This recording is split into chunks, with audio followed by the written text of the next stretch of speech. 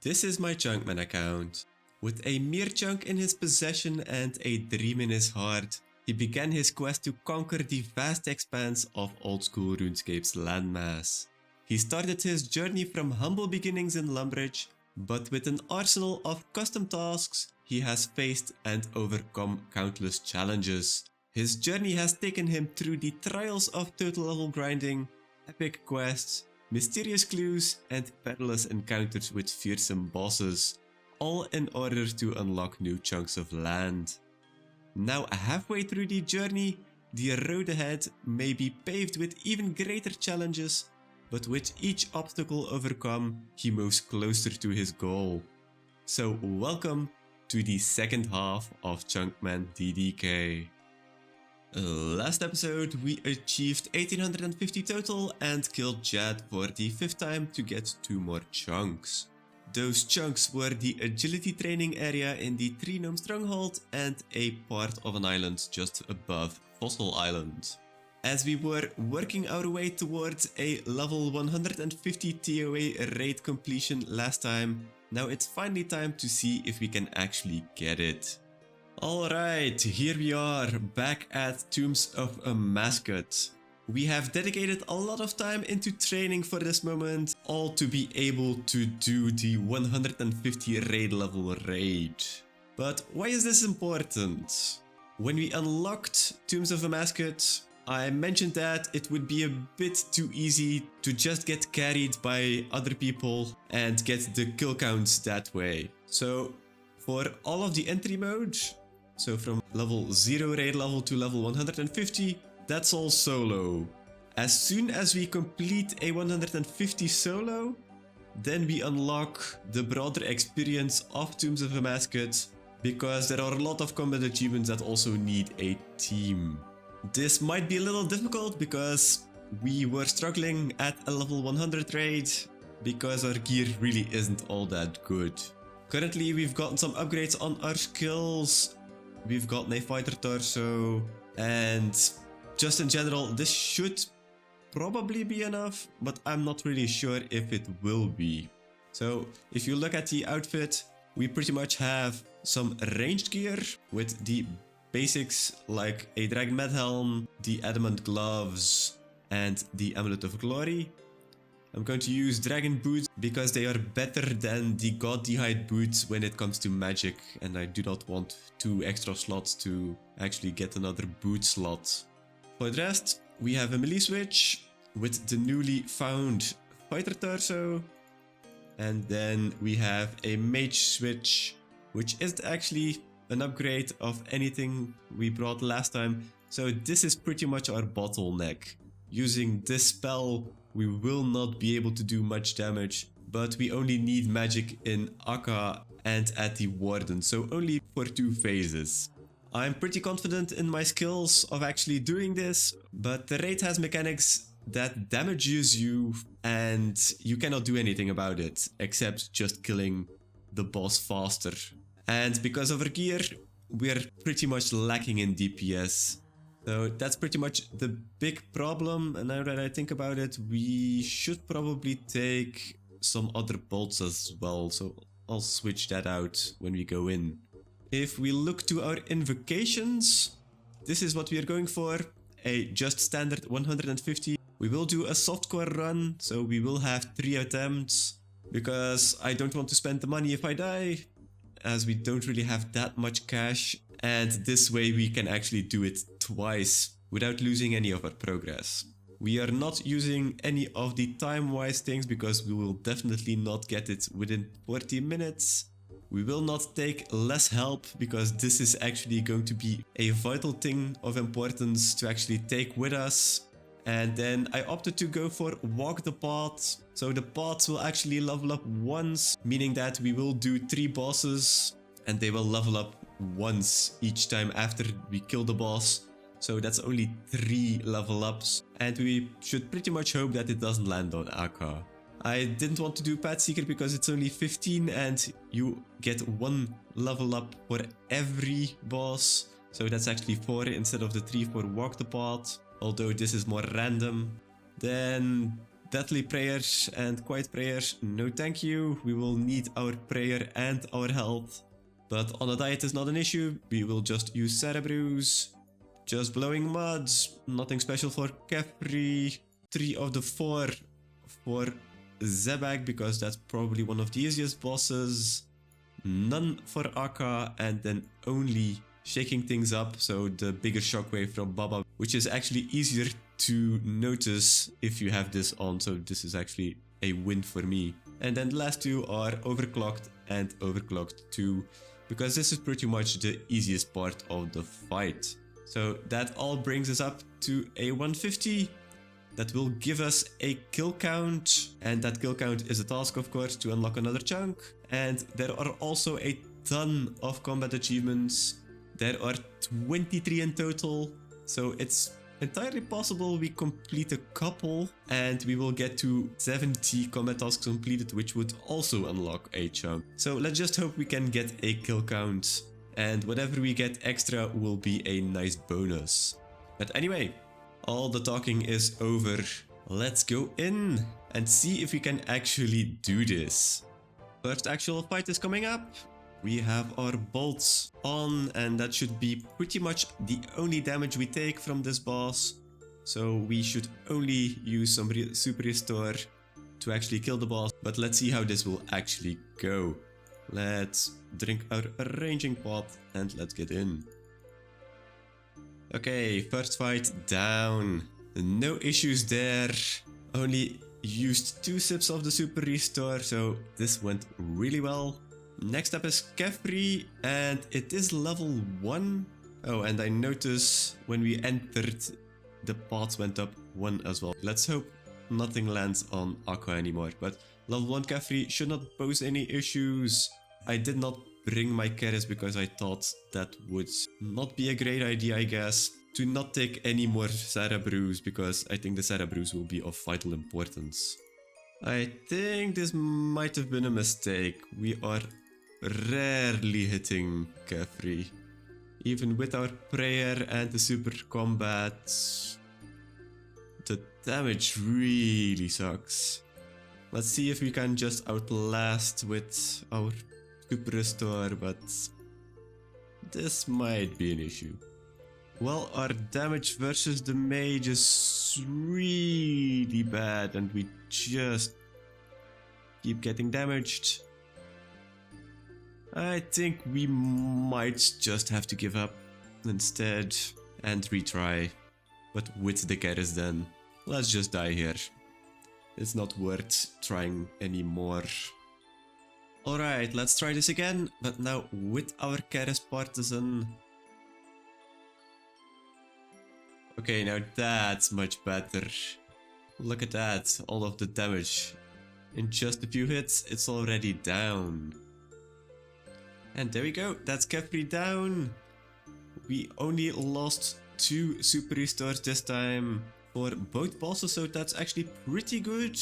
And now we will get resources from the helpful spirit. And now this is the moment that might make or break our run. The thing is, normally you should take power here for the smelling salts, and of course for the liquid adrenaline for the last part of the fight. But on the other hand, I don't think we have enough DPS for the DPS checks at Akka. So I'm actually inclining to actually still get a smelling salt and only a few of extra brews. Although we do have 6 brews in our inventory for the 2 boss fights, I think I'm gonna take the chance at power. Just for the more DPS from the smelling salts, and we have enough potions to last us otherwise. So yeah, let's take power. And we also have a deposit pot. Let's see if we can actually deposit our Keres because we do not need it anymore. No, not designed to deposit this kind of item. That's actually a shame. So we can only drop our super combat on our ranging pot, which we will not need anymore because we have the salts. So I guess we'll just donate those there. Okay, let's see how we do at Akka. There I see it, Akka is also a level 0, so that should also really help us. We have a level 2 Baba, which will become a level 3, which might be a bit of an issue, but as long as our brews last, this should work. Alright, back at the biggest, baddest of all of the rooms. This is pretty much going to make or break our run. We do have the smelling salt, we do have a little bit better stats, we do have a little bit better gear with melee here. So let's see what we can do here. Okay, first DPS check. First shadow. Let's see if we can actually kill it before the timer fills up here. And we did that one. Okay, good. Let's change gear.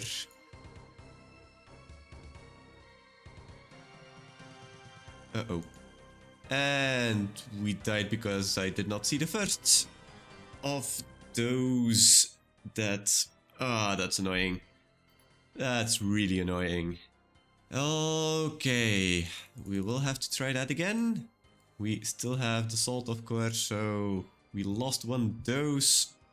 Bit annoying, but it was at the start of the fight, so let's just try again. Conchado. Ah, great. Now we get some extra time because of this. Again, we get some time because of... And I did not see which was the next. This sucks.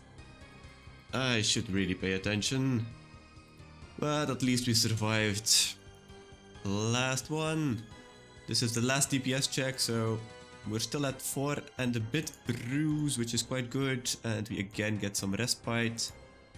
But let's look at the floors now this time, because I really don't want to take more damage. There we go. Last DPS check down. Last part of the fight. We're hitting a lot of zeros. But at least he doesn't change spots with the last update. Oh, and thank God that's done. Oh, we actually got dropped the ball combat achievement. So we are now up to 69 combat tasks, but let me just check which one this was.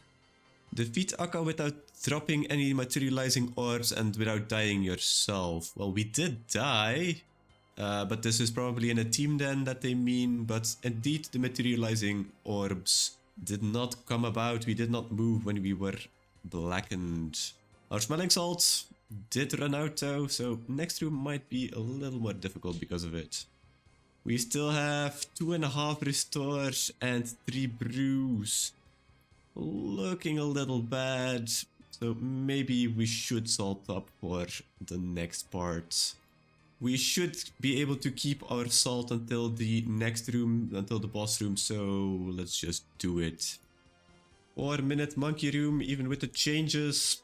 A lot of prayer and health was drained. Let's hope these, well, 1.5 restores will actually give us the kill on Baba, or otherwise it will be a bit of a close fight. Oh shit. That really hurts. I was way too busy with the monkeys to notice what was going to happen here. Our salt is also running out. I will use it. We still have half his health left. And we only have 41 hit points. Oh boy, this again. And we got hit 15 through prayer. Oh boy. And there comes a 9 from the monkeys, another 7. And another 5. And that's it. That's our second death, but we do not have any supplies to continue on. It was also a level 3 Baba. Maybe that was also what made this extremely difficult. So I guess we'll have to go out and try again. I'll try one more time with not picking the salts this time, with picking just the potions, and see what the difference will be that way. I'm also not sure. Yeah, we only have 12 brews left, so might be a bit difficult to have another run after this one. Alright, back to the helpful spirit. Instead of dropping our boosts, we are going to claim.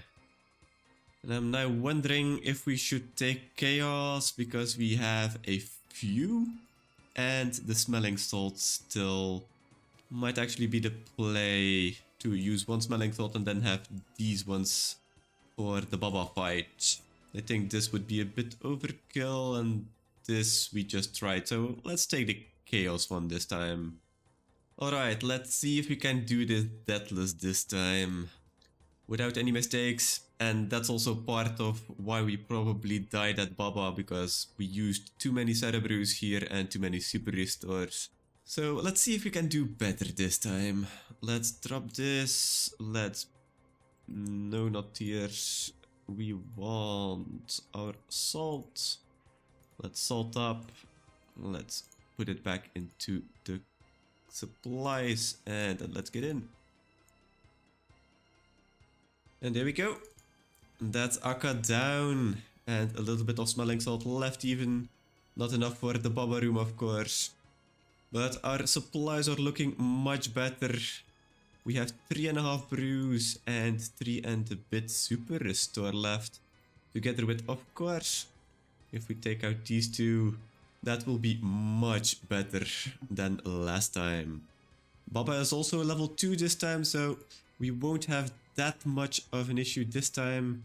It will have lower health and such, so that will already help a lot in the fight itself. And if we make less mistakes, then actually we will definitely be fine. I'll use my last remaining salt here. I think it's going to be useful.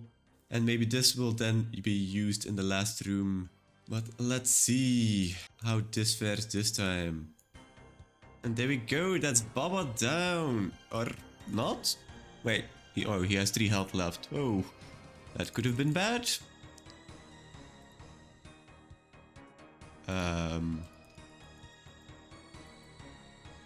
Now it's down. Okay. Had to use an extra super restore dose, but we managed to do it. We're almost there. We almost did our full run. We still have a full backpack here of super restore and brew. But we do very little damage with our mage part here, so let's see, what can we get? We can get another salt, which would be amazing. And then 4 nectar for eliteness. Although I really want ambrosia and crystal scarabs with 1 extra tier and 1 extra nectar. I think we're going to use our super combat and our ranging potion. I think I'm going to take life.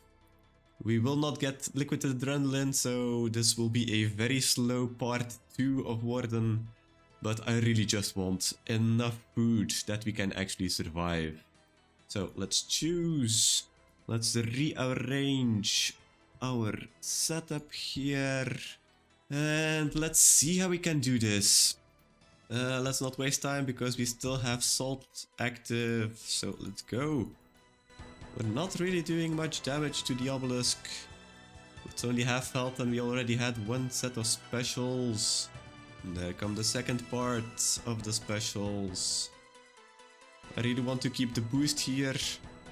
So I will use one of our panic buttons, our magic boost that is, from the salts. So this should be it. 1 more hit. And it's down. Okay. Time for the very long part of the fight because our magic is really bad. But let's see how this does. First time we can actually hurt the core. I'm not really sure how much damage we will be able to do, as we do not have liquid adrenaline to use with our dragon dagger. But this part of the fight should now be a little faster because we have a ranged advantage now. Yeah, it's definitely a 4 down now. And back to our ranged gear for the last phase. We should be home free now, hopefully. Last part of the fight. We should have this. Might be a bit difficult if we do not hit.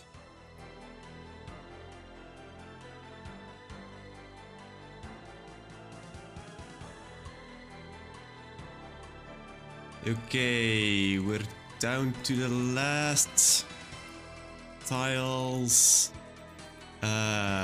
This might be bad. This might be really bad. Come on, hit. We're just not hitting. And if we're hitting really low.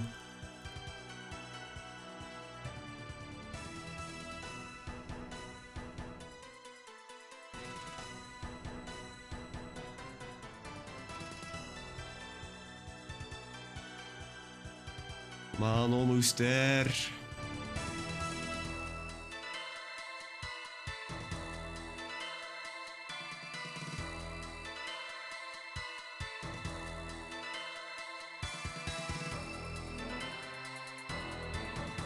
No, 9 health. Oh my god. Oh no, no, no, no, no, no. Oh, and we still had a lot of brews. Come on. Oh, this was so close. This was so fucking close.